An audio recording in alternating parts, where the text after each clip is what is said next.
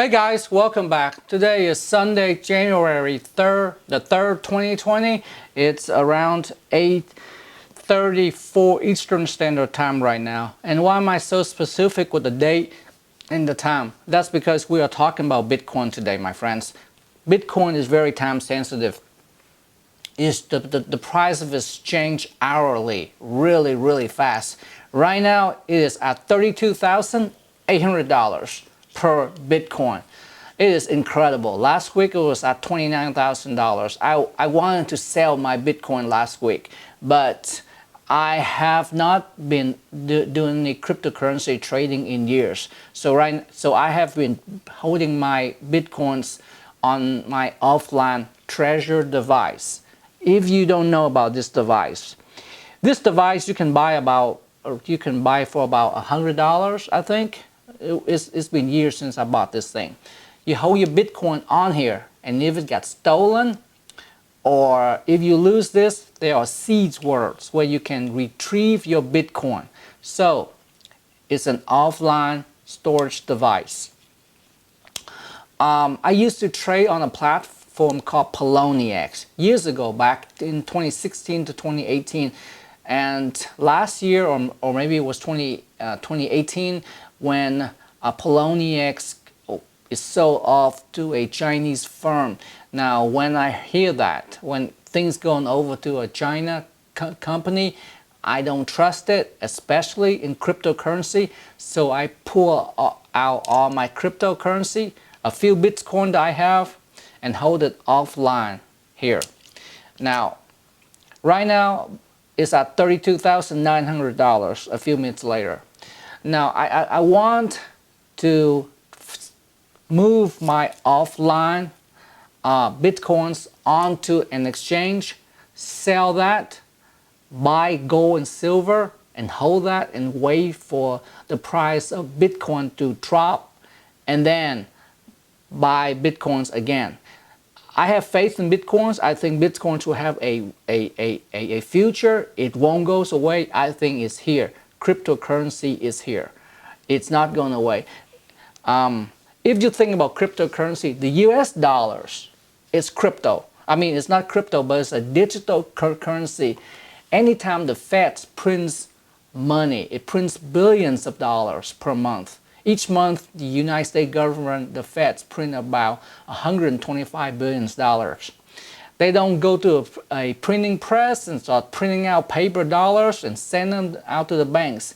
They don't do that. The amount of money is actually a database, an SQL database sitting somewhere in some federal buildings. So they just press a few buttons and increase the amount of money in circulations. So when you go to the bank, get your money, or whenever you get a paycheck from your company, it's not really dollars. They're not sending dollars from one place to another with FedEx or UPS, and then they deposit that into your bank account. It's digital money. Even the US dollar are digital money. There's only about 3% of all currency are actually in paper. The rest exists in digital forms. So Bitcoin is digital, it's crypto. When we say crypto, it's not encrypted.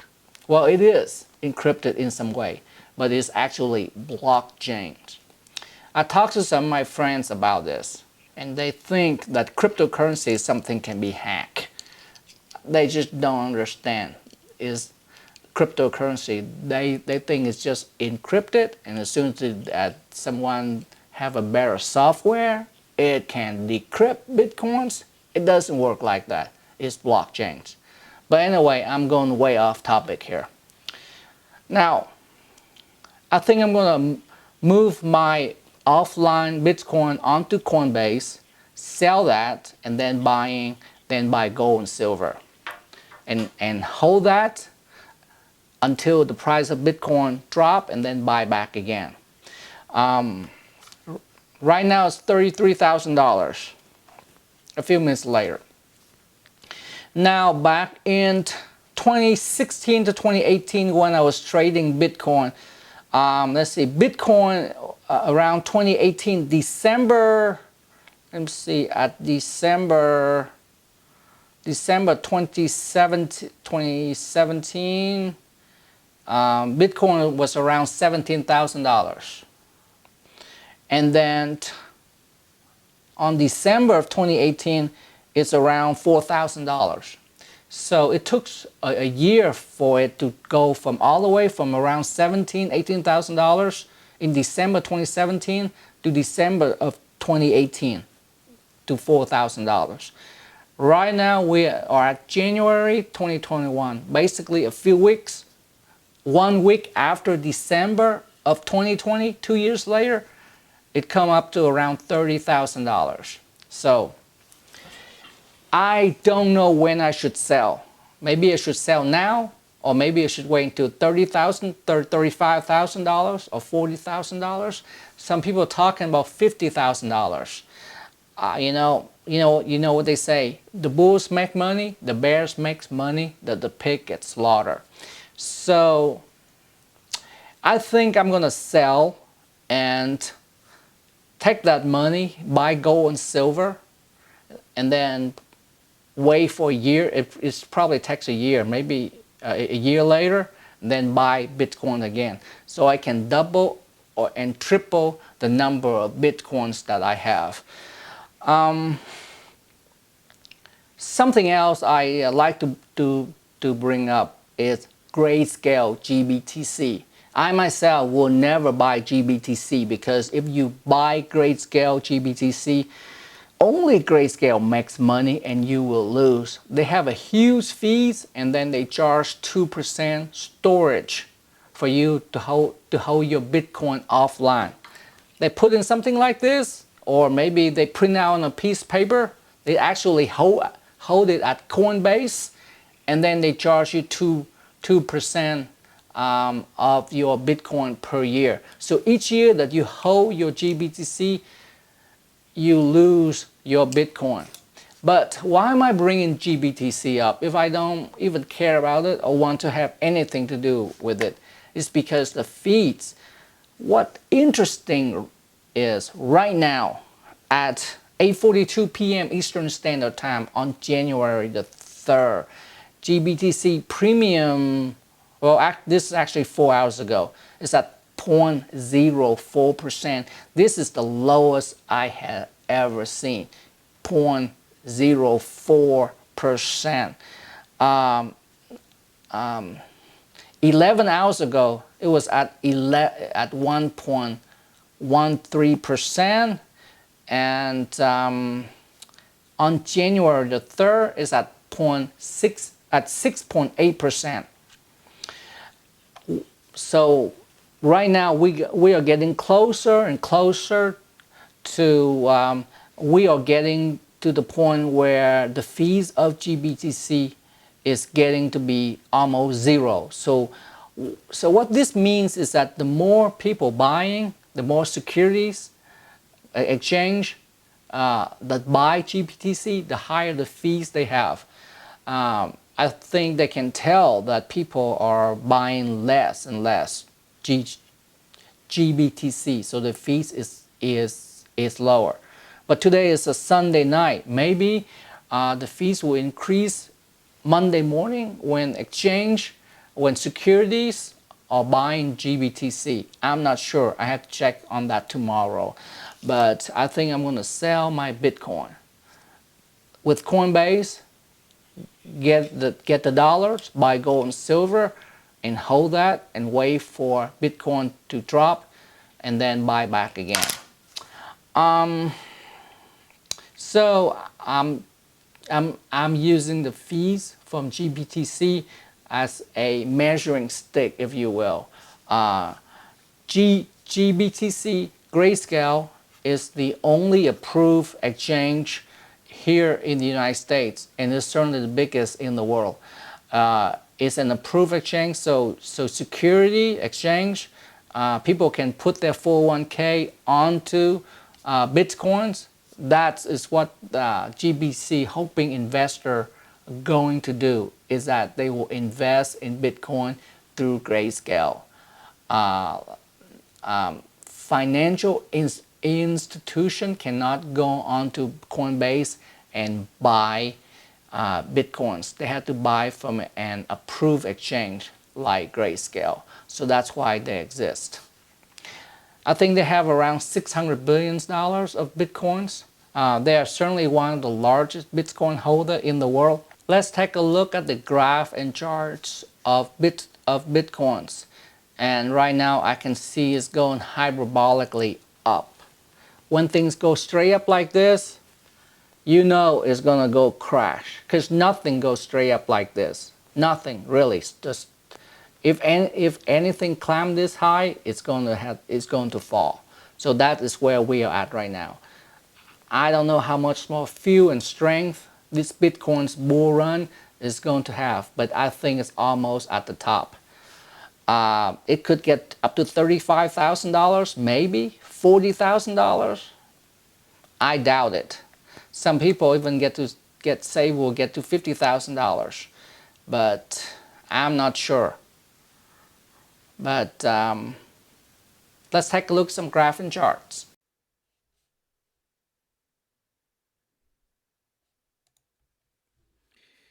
Hey guys, this is the chart that I want to show you guys. Today is actually January the 4th, around 7 p.m. Eastern Standard Time. Today is Monday. I didn't have a chance to record this thing yesterday on a Sunday, so I'm doing this today. Right now, the price of Bitcoin is $32,199. Let's say it's $32,200. And as you can see, the graph went up hyperbolic around this time in January. Any time that you see a chart go up this high, you know it's going to fall. Let's take a look at back in 2018. Right here. I'm sorry, at the end of 2017, the beginning of 2018, it rise up this high to around $18,000, and then it dropped down to around $3,500 at the beginning of 2019, in January of 2019. And it took another year, let's see, all through 2019, all through 2020, it took another 2 years for us to rise again to around $32,000 in January 2021. So what I want to show you guys is anytime you see anytime you see anything go up hyperbolically, is not normal. This is a pump. This is gonna drop. At what point, I don't know. I thought it should have dropped already around $29,000. Let's take a look at the last year. You can tell it's getting steady. It's a rise steady from January to November. It sort of goes sideways a little bit, and then it go up really fast right here. This last year right here, let's take the last 3 months. It's kind of go like this. You see, it's kind of really high. The last month, take a look at this. Okay. So let's go back to the R, to the view R. You can see it's go up so high right now. I can't decide if I should sell now or wait to get to around $35,000. I think I'm going to sell. I don't want to risk it, because I think this is going to drop all the way down to maybe, I don't know, 16, 18K again before it rises again. Let's take a look at Grayscale. And as I have said many times before, I will never buy GBTC. I will never be part of Grayscale because the premium is so high. Yesterday, on a Sunday, when nobody's buying Bitcoins on a Sunday, the premium was 0.04%, 0.4%. Today is a Monday.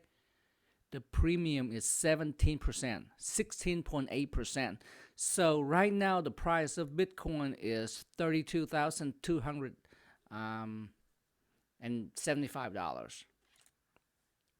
3 hours ago, GBTC premium is 16.8%.